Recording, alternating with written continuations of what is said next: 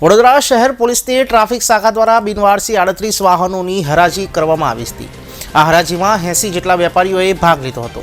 આ વાહનોના મૂળ માલિકની જાણ કરવા છતાંય તેમના દ્વારા કોઈ દાવો નહીં કરવામાં આવતા તે ટ્રાફિક શાખાના ટોઈંગ સ્ટેશનમાં ધૂળ ખાઈ રહ્યા હતા, જેને લઈ તેનો નિકાલ કરવામાં આવ્યો હતો। ત્યારે કુલ 38 વાહનોની 1,95,000માં બોલી ફાઇનલ થઈ હતી।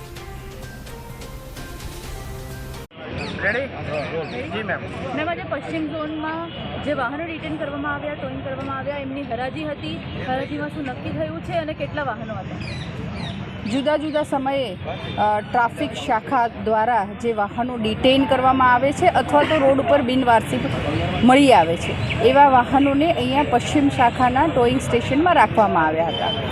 જાહેર જનતાના જો એ વાહન હોય તો અમે અવારનવાર એ લોકોને જાણ કરી હતી, નોટિસો આપી હતી, ન્યૂઝપેપરમાં પણ પ્રસિદ્ધ કરાવ્યું હતું કે જેથી એમનું વાહન હોય તો આવીને લઈ જાય।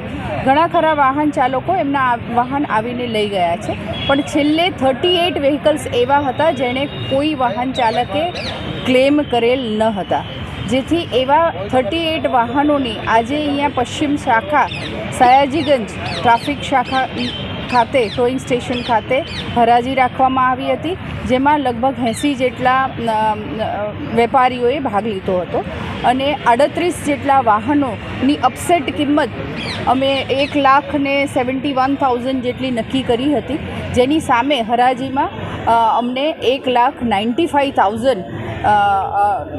ની કિંમત ચૂકવી અને વેપારીએ આ વાહનોનો હરાજીમાં નક્કી કરવામાં આવ્યું। વાહનો કેટલા જૂના હતા? લગભગ 5 થી 6 વર્ષ જેવું થયું હશે।